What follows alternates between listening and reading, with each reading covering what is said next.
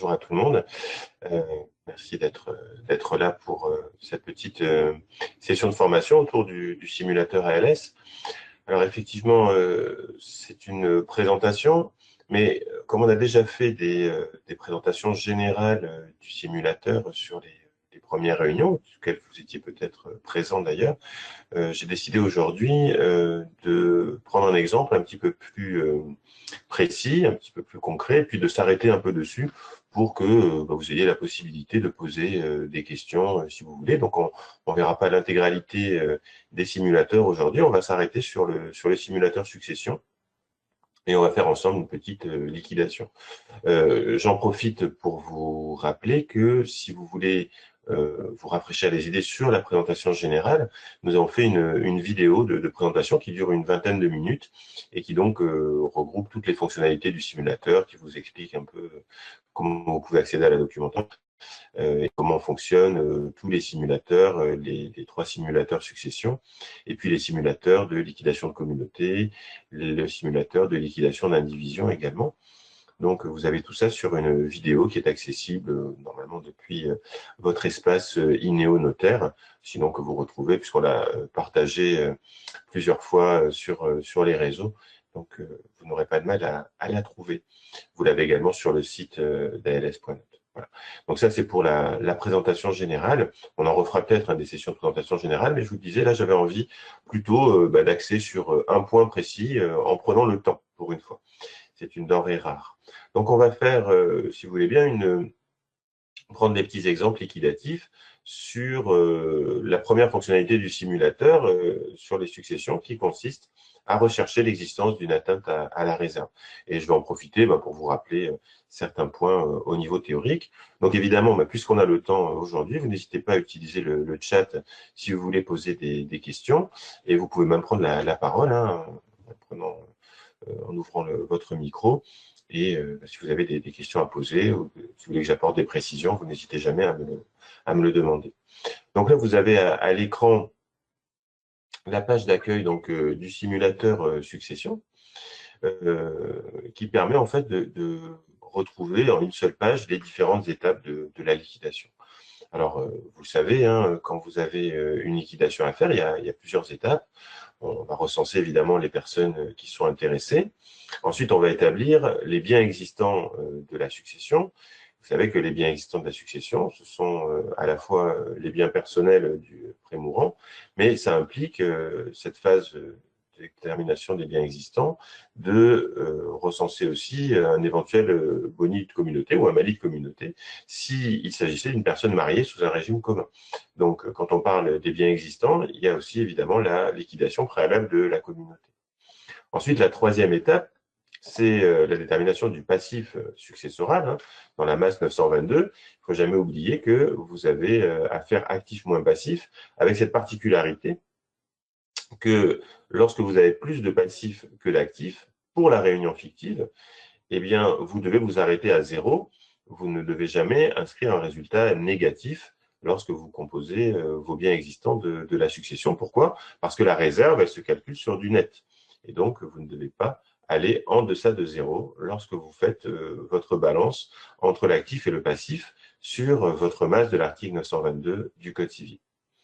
Vous avez également à faire dans votre masse la réunion fictive des donations partage, et vous allez ainsi composer votre masse et déterminer sur cette masse votre réserve globale, votre quotité disponible ordinaire, vos quotités disponibles spéciales si jamais vous avez un conjoint.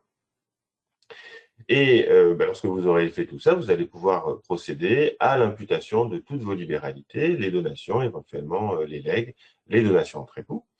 Et c'est la comparaison entre ces libéralités et vos secteurs d'imputation qui vont vous donner, le cas échéant, un excédent réductible.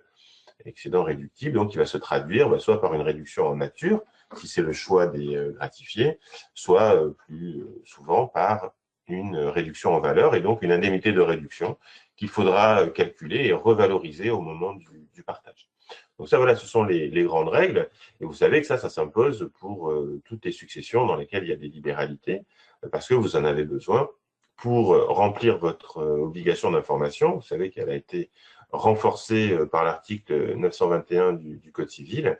Désormais, vous devez informer personnellement et individuellement tous les héritiers sur l'état de leur réserve. Et donc, ça suppose évidemment une liquidation, puisque il est difficile évidemment de savoir s'il y a atteinte ou pas à la réserve sans avoir fait un aperçu liquidatif. C'est en ça que le simulateur succession SIM1 d'ALS a été conçu. Il est véritablement dédié à ces opérations. Il va vous permettre de remplir votre devoir de conseil de façon assez simple. Alors, comme je le dis toujours, ALS, les simulateurs, ils sont là pour aider des professionnels. Ils ne sont pas là pour les personnes non juristes, les personnes lambda. Elles vont avoir du mal quand même avec le simulateur et même avec la documentation, à faire une liquidation. Ça reste un travail technique. Donc, le simulateur, il est à votre disposition, mais c'est vous qui restez maître, évidemment, de votre travail. Et bien évidemment, si vous n'avez pas de compétences juridiques, vous ne pourrez pas vous retrancher derrière le simulateur pour faire toutes les opérations. Il est là pour vous aider, pas pour vous remplacer, bien évidemment. Donc, écoutez, on va essayer de prendre un exemple pour voir comment on détermine ces atteintes à la réserve et donc reprendre ces étapes qu'on vient de voir et qui sont résumées ici sur cette page de pilotage. Donc, vous commencez simplement à indiquer ce que sont les personnes intéressées à la liquidation. Donc, encore une fois, je ne reviens pas sur le détail. Vous avez déjà eu certainement une présentation générale du simulateur. Je vous rappelle simplement que pour le fonctionnement, très classiquement, vous avez dans les cases blanches des informations à donner et dans les menus déroulants ici, lorsque vous avez une petite flèche sur le côté de la case, vous avez un choix à faire entre plusieurs options. Donc, pour la plupart des opérations, eh bien, ces deux fonctionnalités suffisent à avancer dans votre liquidation. Donc là, ici, le simulateur vous demande simplement d'expliquer qui sont les parties concernées. Alors, les parties concernées, ça peut être le conjoint, les enfants, et puis les tiers. Alors, on appelle tiers toutes les personnes qui ne sont ni le conjoint ni les enfants. Et ça pourra évidemment être des partenaires de Pacs, puisque au sens liquidatif, un partenaire de Pacs est un tiers. Et donc, il faudra l'indiquer ici si jamais c'est votre hypothèse.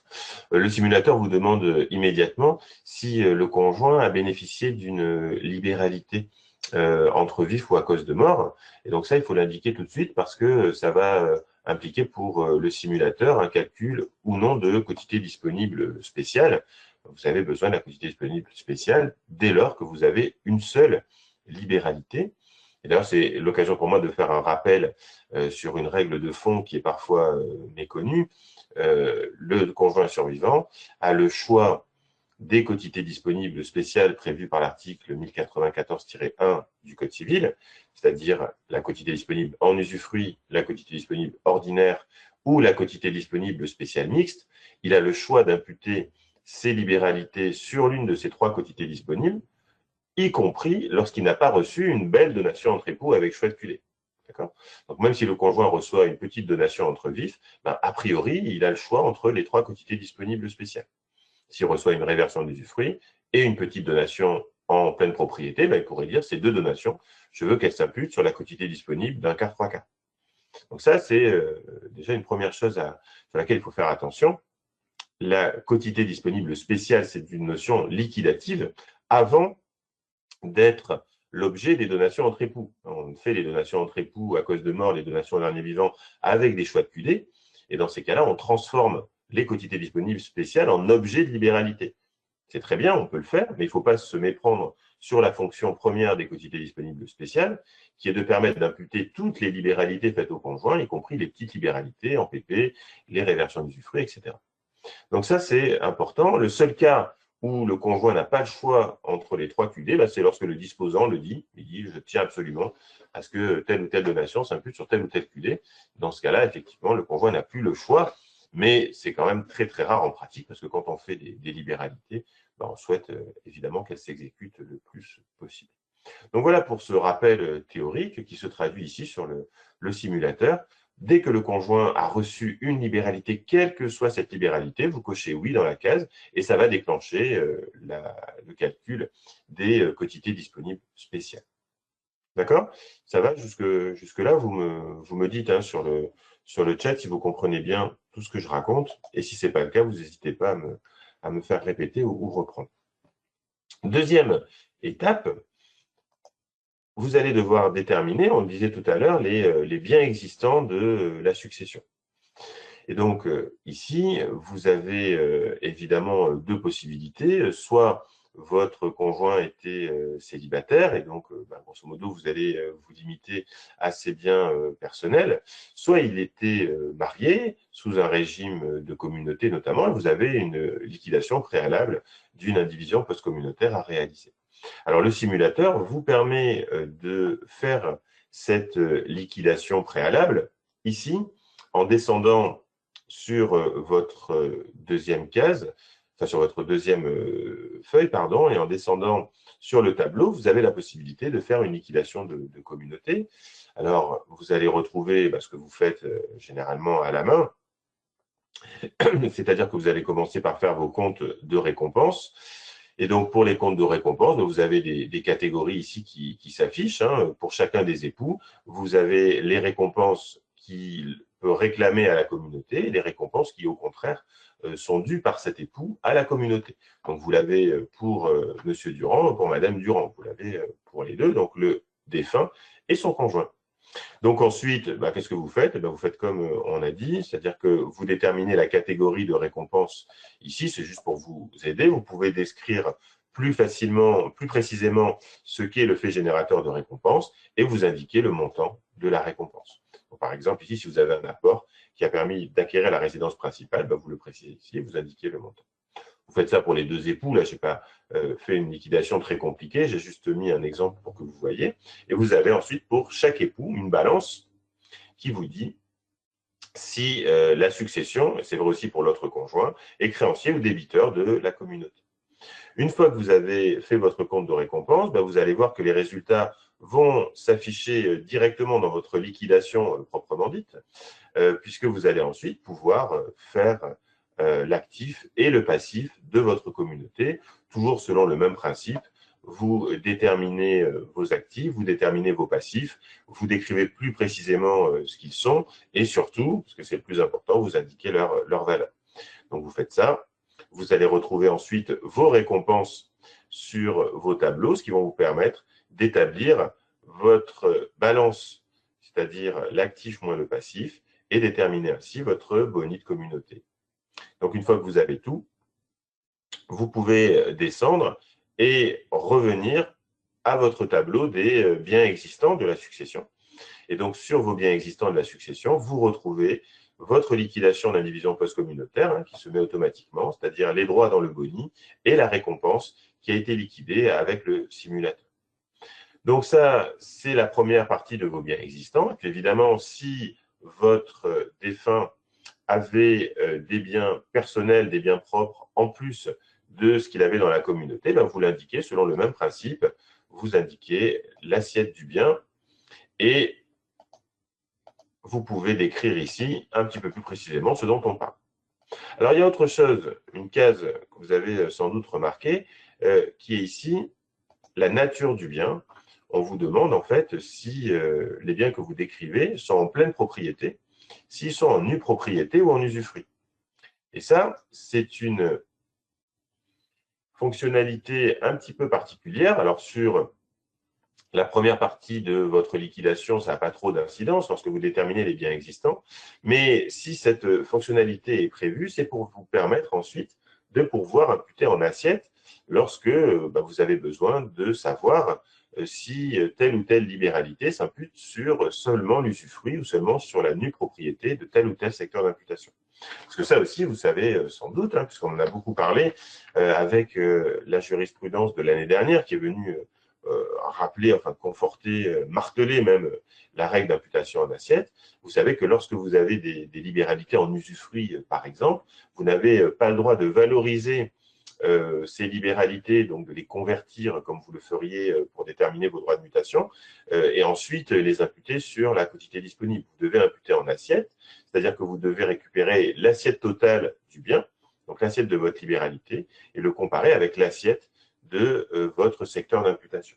Ben ça, c'est fait automatiquement par le simulateur. C'est pour ça qu'on vous demande d'écrire ce qu'est l'assiette du bien, donc sa valeur en pleine propriété, et d'indiquer à côté s'il se trouve effectivement en pleine propriété, en nue propriété ou en usufruit. Donc je vous signale déjà cette fonctionnalité, cette particularité, mais vous allez la retrouver évidemment avec beaucoup plus d'intérêt lorsque vous allez déterminer les libéralités, a fortiori si c'est des libéralités démembrées. Donc bon, je ne rentre pas plus dans le détail pour l'instant. Vous avez déterminé vos biens existants, vous avez fait votre liquidation de communauté et vous avez indiqué ici les biens propres ou personnels de votre époux qui est décédé. Donc vous avez ici terminé la deuxième étape de votre masse de calcul de la réserve et de la QD, votre masse 922, c'est-à-dire l'actif de la succession. La troisième étape, vous le savez, c'est de déterminer les dettes. Et donc, vous prenez ici de la même façon sur le simulateur, vous mettez le passif que vous voulez d'ailleurs, vous déterminez votre passif de succession, ce qui va vous donner un actif net. Quand vous avez fait ça, vous passez à une étape qui est très importante, c'est la réunion fictive de vos donations. Et donc là, ben évidemment, vous vous placez normalement au moment du décès pour faire votre réunion fictive. Et c'est au moment du décès que vous retenez vos valeurs, ou plus précisément vos assiettes. Puisque là, on va véritablement voir tout l'intérêt de la distinction entre valeur et assiette. Donc, comment vous allez remplir ici vos cases pour faire votre réunion fictive? On va vous demander d'abord la date de la donation, mais ça, ce n'est pas très important. Ça a de l'importance uniquement si vous avez des donations qui ont la même date avec des préférences d'imputation. On ne va pas compliquer pour le moment, mais enfin, sachez que vous avez l'option qui est ici. Ensuite, vous allez retrouver ici les personnes que vous avez indiquées dans le premier tableau. Donc, toutes les personnes qui peuvent être intéressées par la liquidation. Et donc, vous allez choisir qui a reçu telle ou telle donation. Donc, par exemple, on va dire ici que c'est l'enfant Pierre qui a reçu une première donation. Ensuite, on va vous demander quelle est cette donation. Et donc, là, vous avez 5 choix possibles. Ça peut être une donation en avancement de part successorale rapportable. Ça peut être une donation en avancement de part successorale non rapportable. Qu'est-ce que c'est qu'une donation en avancement de part successorale non rapportable? Vous le savez, c'est un lot de donation-partage, puisque tous les lots de donation-partage, quand il s'agit d'une vraie donation-partage, évidemment, eh bien, sont des avances de part, c'est-à-dire qu'ils ont vocation à s'imputer d'abord sur la réserve, mais pour autant, ils ne sont pas soumis au rapport, c'est-à-dire que vous n'aurez jamais un rétablissement total de l'égalité entre vos enfants si c'est une donation-partage. Donc, une fois qu'on a déterminé ça, eh bien, on inclut donc ici dans la case la qualification de la libéralité. On va imaginer qu'on a fait à Pierre une donation rapportable. On va écrire ici APS rapportable. Ensuite, vous devez indiquer la nature de la donation et son assiette. Et donc là, c'est ce que je vous disais tout à l'heure. Si c'est une libéralité en pleine propriété, vous allez indiquer de 30 000 euros, vous allez indiquer ici 30 000 et vous allez indiquer ici pleine propriété. D'accord? Si on avait consenti à Pierre une donation en nue propriété sur un bien de 30 000, eh bien on n'aurait pas valorisé la nue propriété, on restait sur une assiette de 30 000 et simplement ici on indiquait nue propriété. Et vous voyez qu'à côté, le tableau détermine automatiquement ce qu'est l'assiette du bien en nue propriété ou en usufruit. Donc ici, puisque j'ai dit que c'était 30 000 en PP, le simulateur m'explique que j'ai 30 000 à la fois en nue propriété et en usufruit. D'accord? Mais bon, tout ça, pour vous, c'est transparent. Il vous suffit de remplir ici la case et de dire, ben voilà, Pierre a reçu un don manuel de 30 000 euros en pleine propriété. J'écris 30 000 euros et j'écris pleine propriété. On va retrouver ça avec la deuxième libéralité. On va imaginer cette fois qu'on a fait une donation-partage aux 3 enfants. On avait 3 immeubles, par exemple, ou des parts de SCI de 120 000 euros. Ben, on dit quoi? On dit la nue propriété pour les enfants et puis l'usufruit pour le conjoint.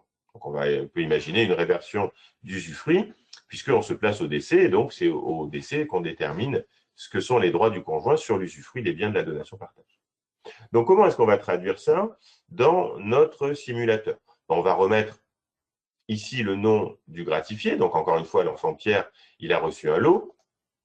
Cette fois, puisque c'est un lot de donation-partage, c'est un lot qui est en avancement de part, mais qui n'est pas rapportable. D'accord? Donc, ce lot, on va ensuite déterminer son assiette et on va déterminer sa nature.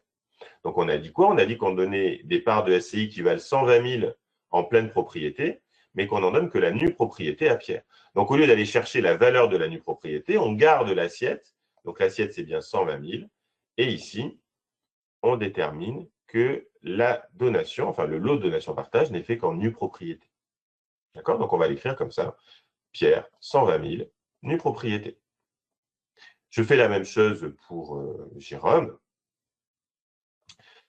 C'est exactement la même chose. Bon, je pourrais changer, lui, pour avoir un peu plus, hein, on s'en fiche. C'est juste pour vous montrer que vous faites comme vous voulez, vous réadaptez vos valeurs comme vous voulez. Et même chose, c'est un lot de donation-partage qui n'est pas rapportable. Même chose encore pour Caroline. Le conjoint, bah, lui, on a dit qu'on lui faisait une réversion d'usufruit. Et cette réversion d'usufruit, elle va porter sur la totalité des parts de SCI. Donc, l'assiette de la réversion d'usufruit du conjoint, si je reprends mes valeurs de tout à l'heure, hein, 120 000, ça va bien être 360 000, puisqu'il va avoir l'usufruit de toutes les parts qui sont ici. Donc, comment j'écris ça? Eh bien, sur le secteur d'imputation, pour l'instant, je vais dire que c'est une libéralité qui est faite au conjoint. Voilà, comme ça, ce n'est pas très compliqué. Le simulateur va me déterminer ensuite la quotité disponible spéciale. La seule indication que j'ai à donner pour l'instant, c'est que la libéralité, elle est faite au conjoint. Ensuite, le conjoint, il reçoit l'usufruit de 360 000. J'écris que l'assiette, c'est 360 000 et la libéralité, elle est faite cette fois en usufruit. D'accord? Est-ce que vous comprenez bien jusque-là la façon de procéder et comment le simulateur traduit les règles d'imputation en assiette? Est-ce que vous comprenez bien? Faites-moi un petit signe ou un petit mot dans le chat. Dites-moi si vous voulez que je reprenne. Ça va? Bien. Donc, une fois qu'on a dit ça, eh bien, vous devez passer à l'étape suivante. L'étape suivante, elle consiste à simplement regarder vos résultats, puisqu'ils ont été calculés automatiquement, et donc savoir ce que représente votre masse de calcul de la réserve et de la QD. Eh bien, ici, le simulateur vous reprend tout ce que vous avez fait. Vous avez indiqué un actif de 991 000, un passif de 7 000. Vous avez donc un actif moins passif de 984 000, soit un actif net de 984 000 avec des donations de 390 000 au total, donc un total d'1 374 000. Donc là, vous n'avez rien à faire, c'est le simulateur qui a travaillé. Et ensuite, vous n'avez toujours rien à faire. Quand vous n'avez pas de case blanche, généralement, c'est que vous n'avez rien à faire. Donc là, le simulateur vous donne la suite de votre liquidation et il vous indique ce que représente votre quotité disponible ordinaire. Donc en nue propriété, elle représente 343 500, pareil en usufruit. Votre réserve globale, 1 030 000, en usufruit, 1 030 000. On raisonne toujours en assiette. Et pour les enfants, voilà leur réserve individuelle pour chacun, 343 500, à la fois en nue propriété et en usufruit. D'accord? Donc ça, c'est fait automatiquement par votre simulateur. Ensuite, puisque vous avez un époux et que vous avez indiqué qu'il a reçu une donation, le simulateur vous a calculé les quotités disponibles. Et il les calcule évidemment toujours en assiette, puisque c'est toujours la même chose. Vous ne raisonnez pas par valorisation lorsque vous êtes sur vos calculs de protection de la réserve. Donc là, elles sont quoi vos quotités disponibles? Sur la quotité disponible spéciale en usufruit, ça représente l'usufruit de 1 374 000. Sur la quotité disponible mixte d'un quart, trois quarts, ça représente quoi? Ça représente l'usufruit d'1 374 000 et la nue propriété de 343 500. Et enfin, sur la quotité disponible ordinaire, qu'est-ce qu'elle représente? En nue propriété, 343 500, en usufruit, 343 500. D'accord? Je vous les ai réécrits ici pour que vous ayez une façon un petit peu plus classique de voir votre quotité disponible spéciale mixte. Donc, plutôt que de la représenter sur de la nue propriété et de l'usufruit, je vous la représente cette fois en pleine propriété et en usufruit. Donc, votre quotité disponible mix d'un quart, trois quarts, ça représente 343 500 en PP et 1 030 500 en usufruit. Donc là, vous avez calculé automatiquement ce que représentent vos trois quotités disponibles. Et ensuite, une fois que vous avez fait ça, une fois que vous avez ces informations, vous choisissez la quotité disponible sur laquelle vous voulez que l'on impute la libéralité ou les libéralités qui ont été reçues par le conjoint. Donc là, comme je n'ai que la réversion d'usufruit, je vais dire que je souhaite une imputation sur la quotité disponible spéciale en usufruit. Et donc, elle est reproduite ici. C'est la même chose que là, 1 374 000 en usufruit. D'accord?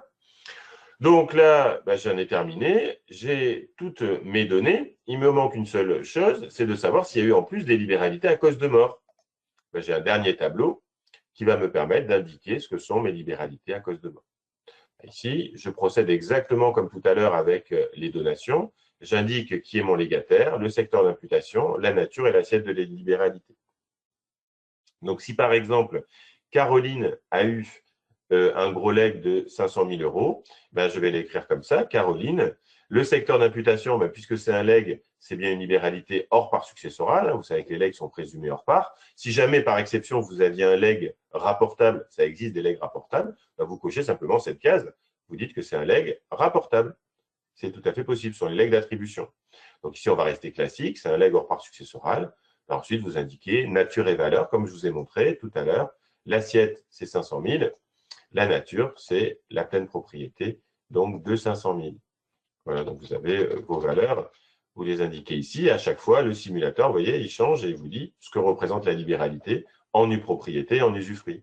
Si le leg n'était que de 400 000 en nue propriété sous l'usufruit du conjoint, il faudrait l'écrire comme ça, nue propriété de 400 000, et le simulateur traduirait ici, vous avez une libéralité en nue propriété de 400 000, mais vous n'avez pas de libéralité en usufruit, puisque le conjoint garde l'usufruit du bien.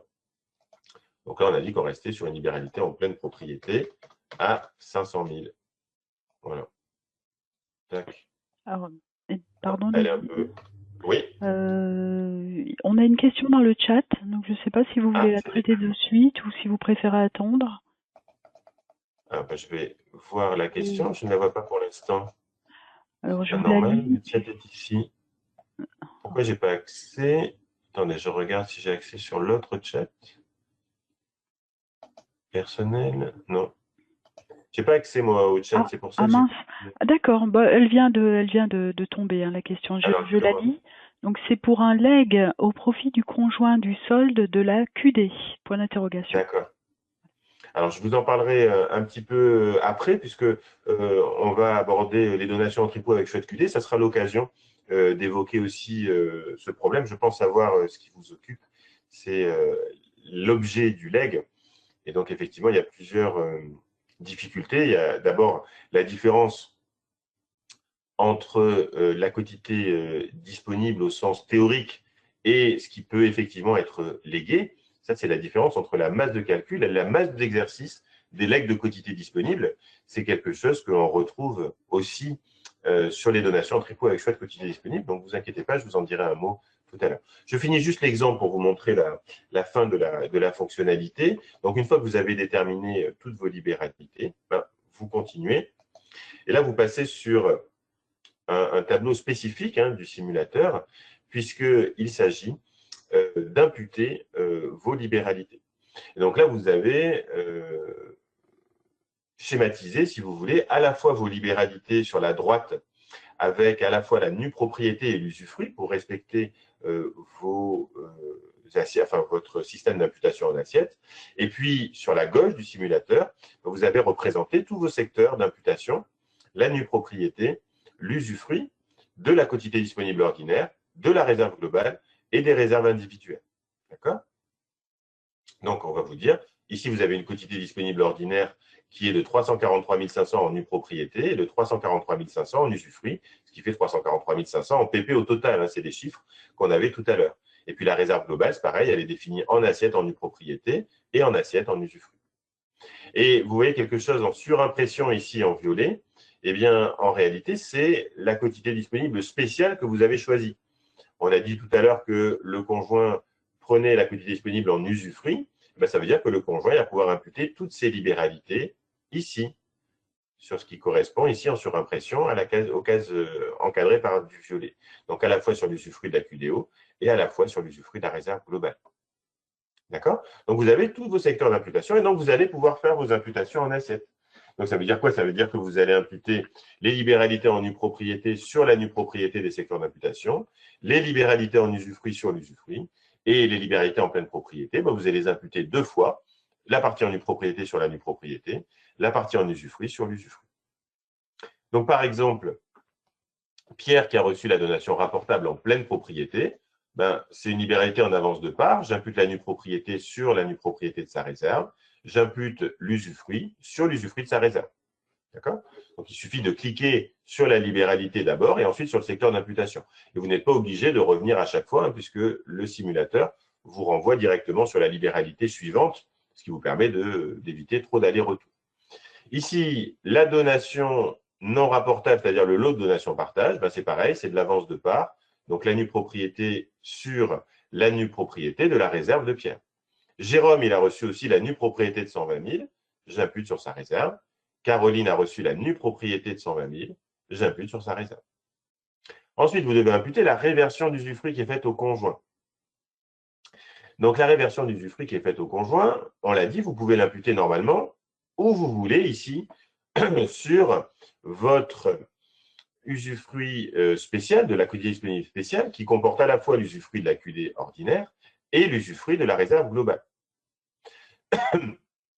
Alors simplement, vous avez une règle de fond que je me permets de vous rappeler, c'est que le conjoint, en principe, lorsqu'il reçoit une libéralité en usufruit, on commence par l'imputer sur la réserve globale et on finit par l'usufruit de la quotité disponible. Alors c'est possible de prévoir le contraire, mais si on ne prévoit rien, logiquement, la règle supplétive, c'est celle-là. Donc le simulateur, il vous laisse évidemment le choix, c'est-à-dire que vous pouvez faire ce que vous voulez, c'est-à-dire imputer sur le usufruit de la réserve globale en commençant par Pierre, si on veut d'abord taper sur Pierre, ou sur l'usufruit de la quotité disponible ordinaire, si par exception, on veut taper d'abord sur la quotité disponible ordinaire. Mais le plus souvent, ce que les gens souhaitent, c'est que l'usufruit du conjoint pèse de façon égalitaire sur l'usufruit de la réserve globale, donc sur l'usufruit de la réserve de chacun des enfants. Et c'est encore plus vrai lorsque c'est une réversion d'usufruit, comme dans mon exemple, d'une donation-partage qui a alloti tous les enfants. Donc, si on veut traduire ça, vous avez une fonction particulière ici qui s'appelle usu-pourcentage, qui vous permet d'imputer proportionnellement ce qui a été reçu par le conjoint sur l'usufruit de la réserve globale, c'est-à-dire que ça va imputer un peu sur chacune des réserves individuelles. Donc, j'ai ma libéralité en usufruit, je l'impute ici sur usu-pourcentage, et donc vous voyez que j'ai imputé ma libéralité en usufruit sur l'usufruit de toutes les réserves individuelles. D'accord? Si j'avais voulu faire autrement, évidemment, je pouvais cliquer uniquement sur une seule des cases. Voilà pour mes libéralités entre vifs. Je veux maintenant imputer mes libéralités à cause de mort. Ici, j'ai le legs qui a été fait à Caroline. Le legs qui a été fait à Caroline, c'est un legs de 500 000 en pleine propriété. Donc, je vais imputer la nue propriété de 500 000 sur la nue propriété de la QD. Il va me rester 156 000. Et la libéralité en usufruit, pareil, je l'impute sur l'usufruit de la QDO. Et donc là, vous voyez que contrairement à ce que j'ai fait sur les donations entre vifs, je n'ai pas pu tout imputer ici dans mon exemple. Je n'ai pas pu tout imputer. Pourquoi? Parce qu'en réalité, mon leg, il est trop important par rapport à la quotité disponible ordinaire. C'est pour ça que je n'ai pas pu tout imputer, qu'il me reste ici en rouge tout ce qui n'est pas rentré. Donc, je me dis bien qu'il va y avoir un souci à un moment donné. Donc, pour savoir ça, je vais sur la récap, ici en cliquant sur le bouton bleu, et le simulateur va me donner toutes les informations utiles pour informer mes héritiers réservataires sur l'état de leur réserve, puisque c'est encore une fois le but de votre premier simulateur, qui est de savoir donc si les enfants sont bien remplis de leurs droits. Donc ici, les infos, elles sont récapitulées. Vous avez d'abord sur ce tableau-là les différentes donations entre vifs qui ont été faites et savoir si elles sont réductibles ou pas. Ici, vous voyez que tout est au vert, ce qui veut dire que vous n'avez pas de réduction pour aucune des libéralités. En revanche, lorsque vous passez aux libéralités à cause de mort, ben, vous voyez que la libéralité, le legs qui a été fait à Caroline, eh bien, il dépasse à hauteur de 500 000, le legs de 500 000 dépasse à hauteur de 31,30%. Et donc, ça veut dire quoi? Ben, ça veut dire que cette libéralité, elle est réductible, elle va donner lieu à une indemnité de réduction en appliquant, vous savez, hein, vous connaissez la règle, pour déterminer le montant exact de l'indemnité de réduction, il faudra appliquer le taux de réduction que vous avez déterminé au décès sur la valeur des biens que vous retrouvez au moment du partage de la succession. Vous avez un écart entre les deux valeurs. Ça va augmenter, si cet écart est à la hausse, évidemment, ça va augmenter dans les mêmes proportions le montant de votre indemnité de réduction. Donc ça, le simulateur peut vous le calculer. Hein, je vous l'avais montré sur la première version. Mais là, je ne vais pas aller jusqu'au calcul d'indemnité de réduction. C'est juste pour vous indiquer ici, ben voilà, vous pouvez dire aux parties, écoutez, votre réserve ici, vous avez reçu en avance de part, chacun des enfants, 193 000, 223 500, 223 500. Vous n'avez pas vos réserves, puisqu'il va falloir, pour obtenir vos réserves, réduire le legs qui a été consenti à votre sœur Caroline. Et donc, voilà, les enfants, ensuite, ils feront ce qu'ils voudront. Hein. Ils ne seront pas obligés, s'ils ne veulent pas agir en réduction, ils ne sont pas obligés. Mais enfin, en tout cas, vous avez fait votre job. C'est-à-dire que vous leur avez dit, là, vous avez possiblement une atteinte à la réserve et donc la possibilité de demander la réduction. Pardon, je suis en train de perdre ma voix.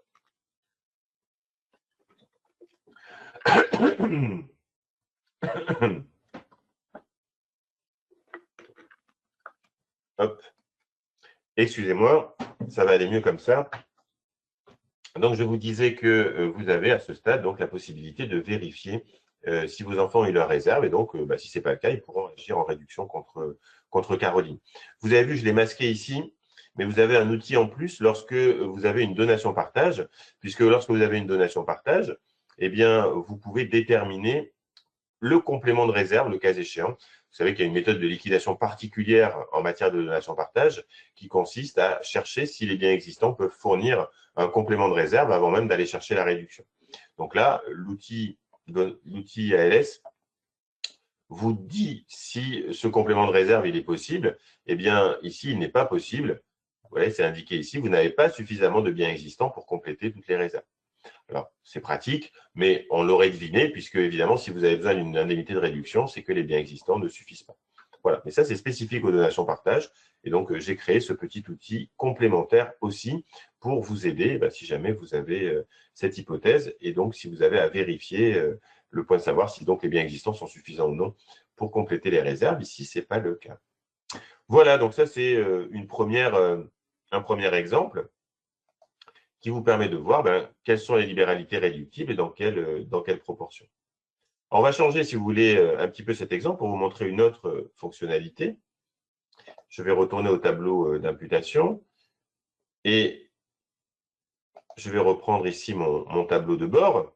Donc, vous voyez qu'en revenant sur le tableau de bord, je peux immédiatement changer une donnée comme je veux et donc savoir si j'ai besoin de modifier une libéralité, un élément d'actif, un élément de passif, je vais directement au tableau qui m'intéresse. Donc là, je vais juste vous montrer quelque chose. C'est l'imputation proportionnelle et concurrente, cette fois, des libéralités. Donc, par exemple, imaginez que en plus de Caroline qui a reçu un legs, on va dire que Pierre a lui aussi reçu un legs hors part successorale, en pleine propriété toujours, et il a reçu, j'en sais rien, il a reçu, on va en enlever un peu à Caroline, on va lui mettre que 400 000 pour rester sur un total de 500 000, mais on va dire qu'elle a reçu 400 000 en PP, et Pierre, lui, il a reçu 100 000. D'accord?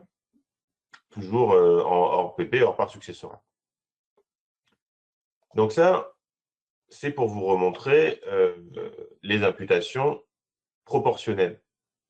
Parce que vous savez que quand vous avez des legs, la règle, c'est soit vous avez une préférence qui est indiquée dans votre testament et on dit cette libéralité s'imputera avant les autres, soit vous n'avez pas de préférence. Si vous n'avez pas de préférence, la règle, c'est une imputation concurrente et proportionnelle sur la quotité disponible. Donc là, on va voir ce que ça donne et comment on fait. Donc, le début de ma liquidation, ça ne change pas. J'impute mes libéralités entre vifs. Alors, quand on a un peu l'habitude, bah, ça va plus vite. Hein. Pierre, sa libéralité en pleine propriété. Ensuite, les 3 lots de la donation partage en nue propriété. La libéralité à Madame Durand en usufruit, la réversion d'usufruit, je vous disais tout à l'heure, hein, vous pouvez l'imputer où vous voulez. Si j'ai envie de l'imputer uniquement sur l'usufruit de la QDO, je pourrais le faire là. Et ensuite, ici, ouais, je peux faire ce que je veux. Bon, mais ce n'est pas comme ça qu'on fait normalement. Donc, j'annule ces imputations. Je reviens à ce que je vous ai montré tout à l'heure. J'impute sur l'usufruit de la réserve globale. Voilà. Et après, j'ai mes 2 libéralités. Et donc là, la particularité, je vous le disais, c'est qu'il faut les imputer concurremment. Alors, comment je fais pour les imputer concurremment? En fait, je sélectionne les 2. Et une fois que je sélectionne les 2, je les impute sur le bon secteur. Et là, le simulateur me dit que j'impute 2 libéralités en même temps. Donc, il me prévient. Et je dis OK. Et donc, il me détermine de lui-même de combien j'impute. Donc, l'imputation proportionnelle, elle est calculée directement par votre simulateur ALS. Et donc, ici, vous allez pouvoir imputer à hauteur de 68% chacune des libéralités. Voilà. Et donc, grosso modo, j'aurais pu imputer ici 125 000. Enfin, il me reste à imputer, pardon, ici 125 000, ici 31 000.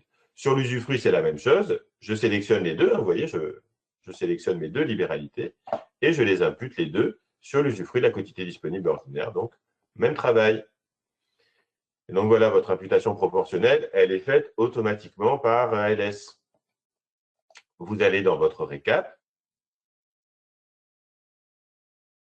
comme tout à l'heure. Et là, voilà, on retrouve ici les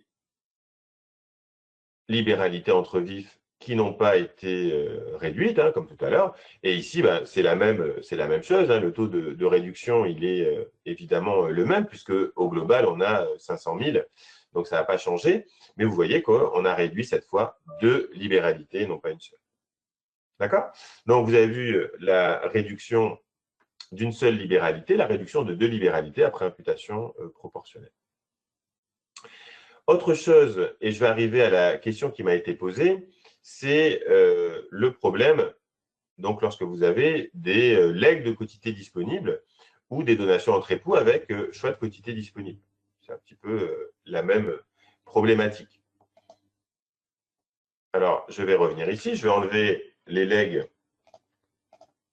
qui ont été faits aux enfants. Voilà, hop, hop. Et je vais remonter dans ma liquidation.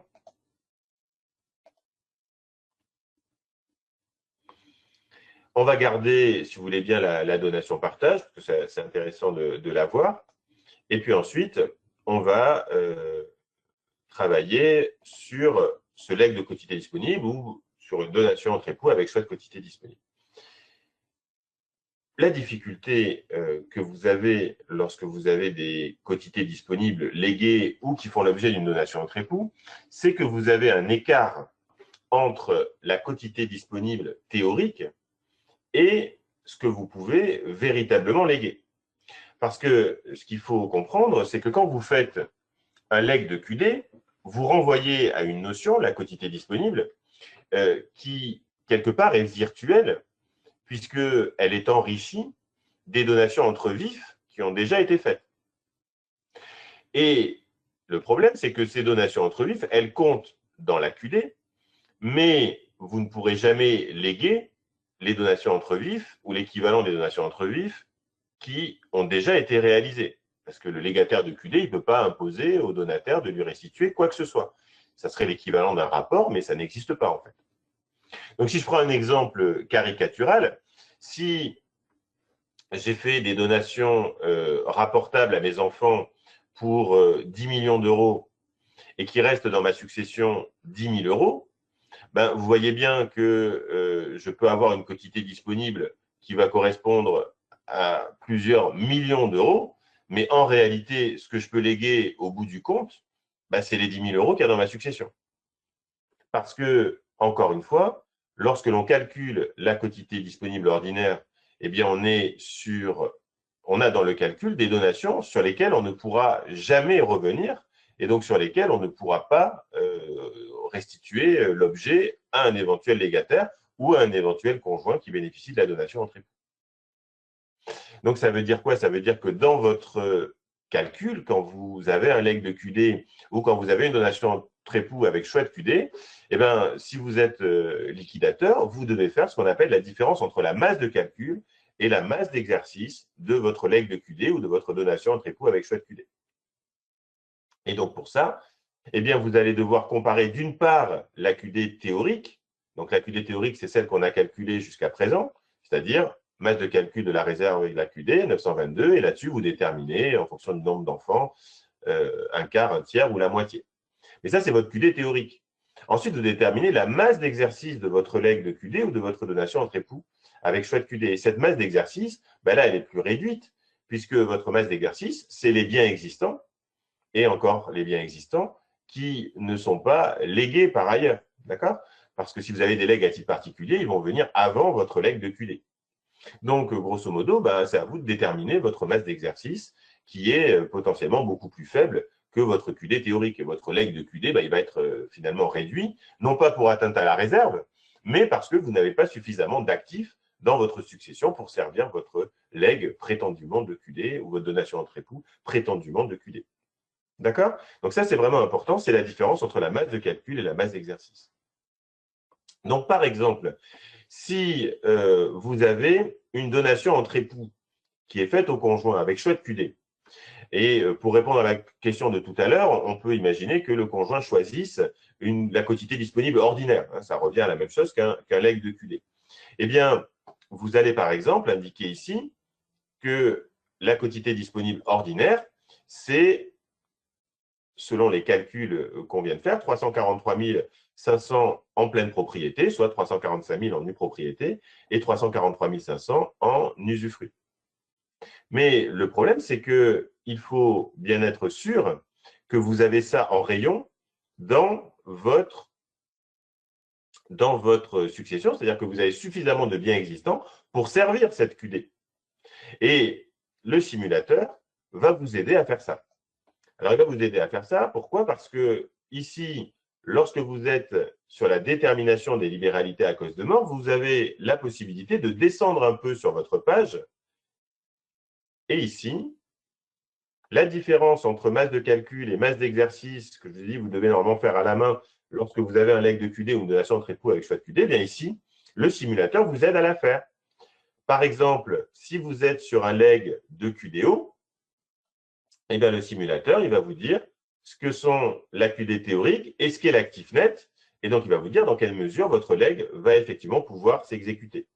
Donc ici, le leg de QDO, il est de 343 500 en nue propriété, 343 500 en usufruit. Vous avez un actif net de 984 000 en pleine propriété. Donc là, votre leg de QD, il peut sans problème s'exécuter. Vous le savez ici. Vous voyez, vous avez. Et donc, quand vous allez remonter sur votre tableau, vous avez un petit récapitulatif ici de ce que représente votre leg de QD. Je peux indiquer que le conjoint, Madame Durand, elle va bénéficier d'un leg de QD ordinaire qui correspond à la nue propriété de 343 500 et à l'usufruit, toujours Madame Durand, à l'usufruit de 343 500. Et là, vous êtes sûr que vous ne vous êtes pas trompé en distinguant mal ou en distinguant peu la différence entre masse de calcul et masse d'exercice. Et donc, si ensuite vous le vérifiez, eh bien, vous recommencez toutes vos imputations. Et donc là, maintenant, vous avez l'habitude. Hop, je me trompe. Vous faites toutes vos imputations ici. Le conjoint, ça ne marche plus parce que je me suis trompé, je n'ai pas enlevé sa réversion d'usufruit. Enfin, ce n'est pas grave, je la laisse juste pour l'exemple. C'est juste pour vous montrer que ici, je vais pouvoir imputer sur la quotité disponible ordinaire les deux libéralités qu'il a reçues. Alors là, j'ai un souci parce que j'ai choisi la quotité disponible ordinaire, mais j'ai oublié que le conjoint avait une réversion d'usufruit. Du coup, cette réversion d'usufruit, en théorie, elle serait réductible puisque je ne peux pas imputer ma réversion d'usufruit sur la quotité disponible ordinaire si j'ai déjà utilisé cette QD pour autre chose. Donc voilà, ce n'est pas très grave. L'important, c'est de vous montrer ici la différence entre masse de calcul, masse d'exercice. Alors, si je vous reprends encore un dernier exemple, est-ce que j'ai répondu à votre question sur le leg de QD?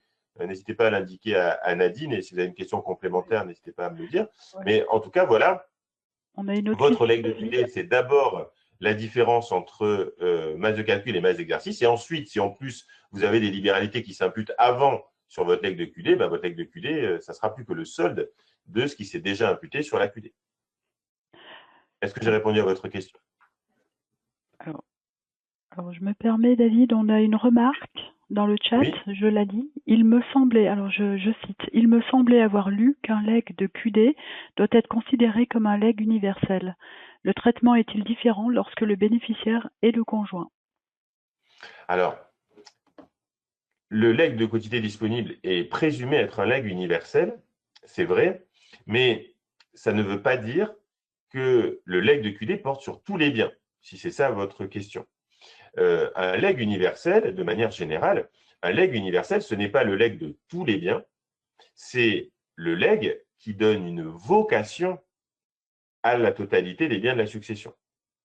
Donc, vous pouvez tout à fait avoir des legs universels qui sont universels en ce sens que votre légataire, c'est votre héritier, c'est vous qui avez voulu en faire votre héritier, donc ça va avoir des conséquences notamment sur la formalité de l'ensaisinement, ça va avoir des conséquences sur la délivrance si vous avez des héritiers réservataires, et ce legs universel, il est universel en ce sens-là. Il est universel aussi en ce sens qu'il donne une vocation au tout, c'est-à-dire que si vous n'avez pas d'autres libéralités, pas d'autres éléments liquidatifs, pas de réservataire et tout ça, à la fin, c'est bien le légataire universel qui récupère tout. Mais votre légataire universel, quel qu'il soit, il n'a pas nécessairement droit à tous les biens de la succession.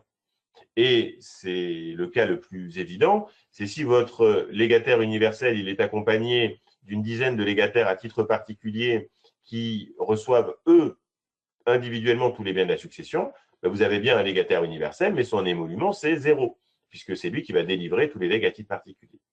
Donc ça, c'est de manière générale sur la notion de legs universel. Il faut faire attention, ce n'est pas tous les biens, c'est une vocation à tous les biens. Une fois qu'on a dit ça, le leg de QD, a fortiori, le leg de QD, ce n'est pas le leg de tous les biens, puisque la quotité disponible, c'est une fraction des biens de la succession. Donc, il faut faire attention, ce n'est pas la même chose de dire je lègue tous mes biens et ça s'imputera sur l'une des trois quotités disponibles, que de dire directement je lègue l'équivalent d'une quotité disponible. Et ça, c'est vrai aussi pour les donations entre époux. C'est pour ça qu'il faut faire attention à la façon dont vous formulez vos donations entre époux. Si vous dites mon conjoint aura droit, si vous dites la donation entre époux, mon conjoint aura droit à tous mes biens, et si la réduction est demandée, cette donation qui porte sur la totalité des biens s'imputera sur l'une des trois QD, votre conjoint, potentiellement, il peut tout prendre et payer une indemnité de réduction. Si par contre, vous dites mon conjoint, il aura droit à l'une des trois quotités disponibles à son choix, dans ce cas-là, votre conjoint, il a droit à un émolument qui est d'ores et déjà réduit à l'une des trois quotités disponibles. Et c'est la même chose pour le leg de QDO. Le leg de QDO, vous pouvez dire que c'est un leg de tous les biens qui s'imputent sur la QD, mais si vous dites que c'est un leg de QD, la quotité disponible, c'est une fraction de la succession. Mais ce n'est pas parce que c'est une fraction de la succession que pour autant le leg n'est pas universel, puisque le conjoint a bien une vocation au tout. Et la preuve, c'est que si vous n'avez pas d'héritier réservataire ou si vous avez des héritiers réservataires qui renoncent à la succession, votre leg de QDO, il va bien permettre de tout prendre dans la succession. C'est en ça qu'il est universel. Est-ce que j'ai bien répondu à votre question?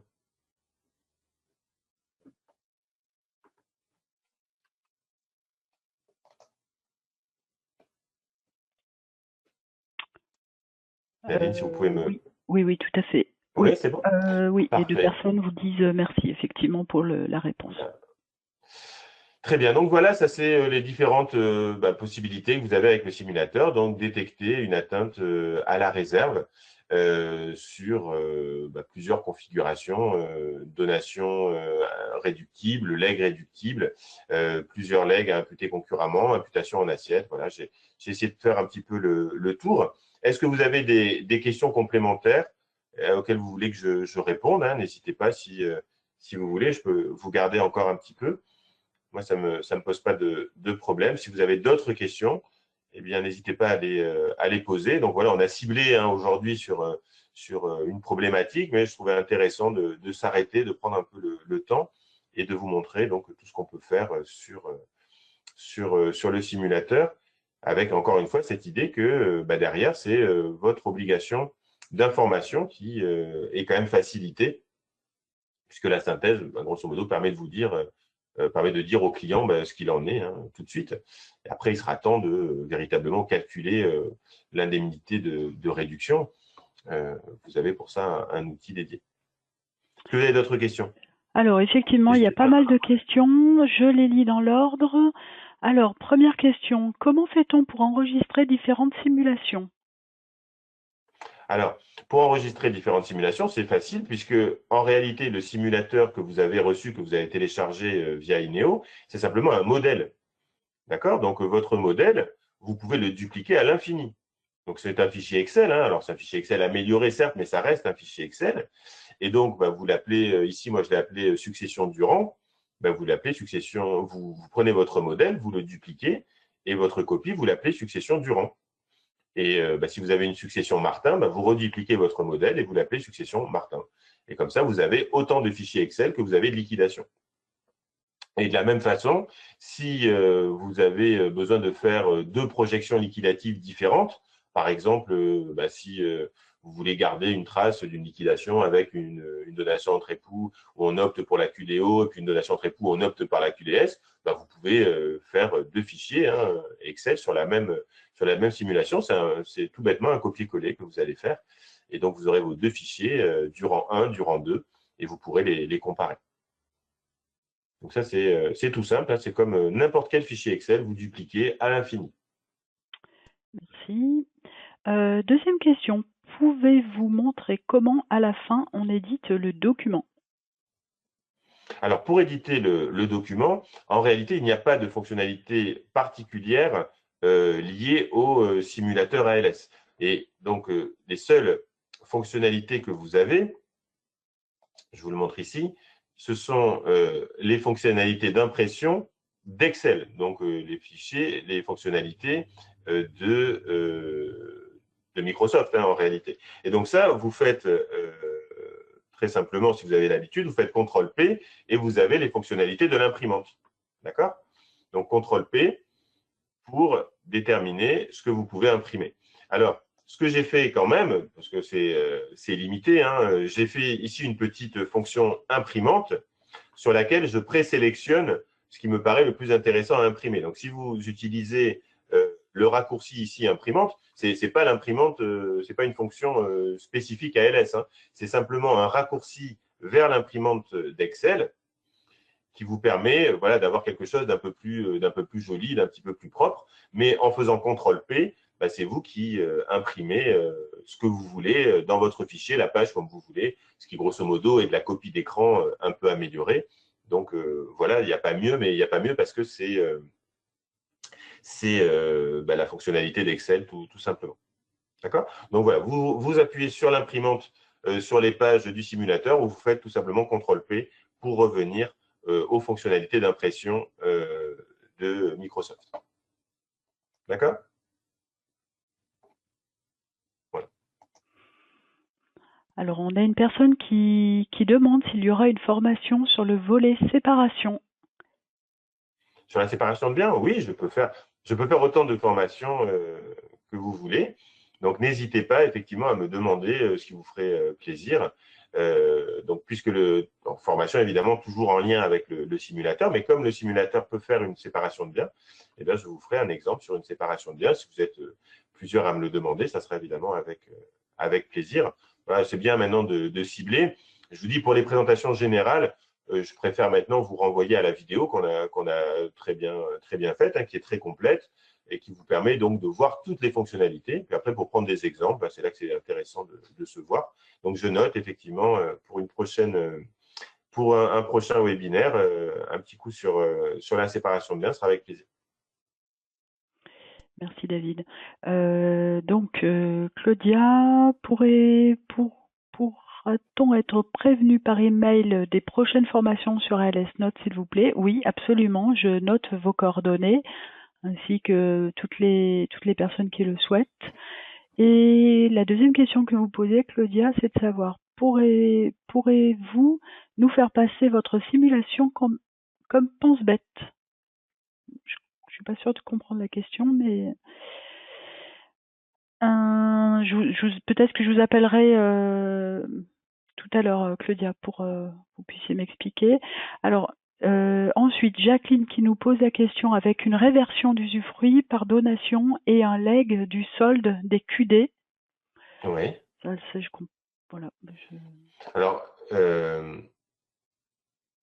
tout va dépendre, en fait, de ce que vous avez, parce que leg du solde des QD, ça supposerait que vous ayez déjà des libéralités qui s'imputent sur la quotité disponible, je suppose.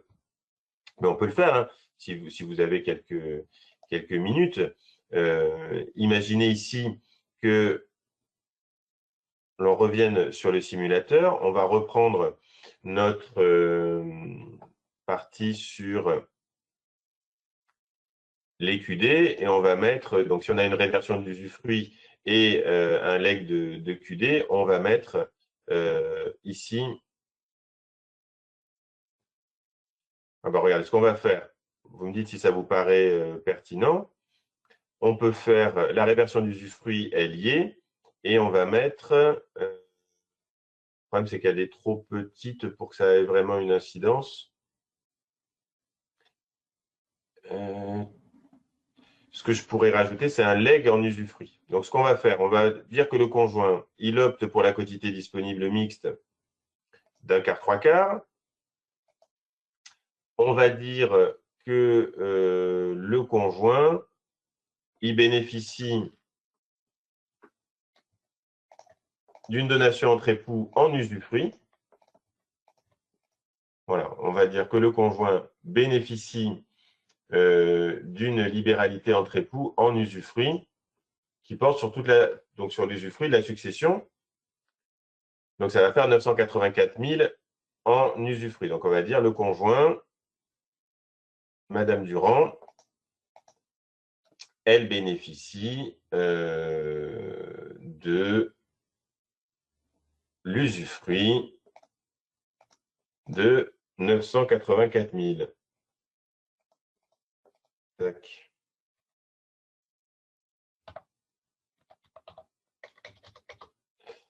Et donc là, pour que ça soit intéressant, il faudrait que vous ayez un des enfants qui va être Pierre, on va dire, qui bénéficie, lui, d'un leg de QD, donc d'un leg de QD ordinaire.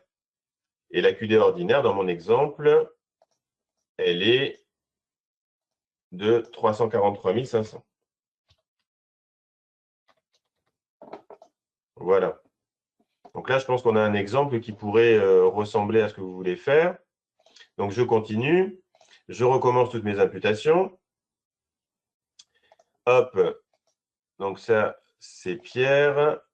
Ça, c'est la donation partage. Tac. Et ça, c'est la réversion d'usufruit. Donc là, pour l'instant, c'est comme tout à l'heure. Alors maintenant, ce qui est intéressant, c'est de savoir, donc j'ai mon leg en usufruit au conjoint et j'ai mon leg de la quotité disponible ordinaire à Pierre. Donc déjà, le leg de la quotité disponible ordinaire, il n'a pas été diminué par notre différence de masse de calcul, masse d'exercice, parce que j'ai suffisamment de biens.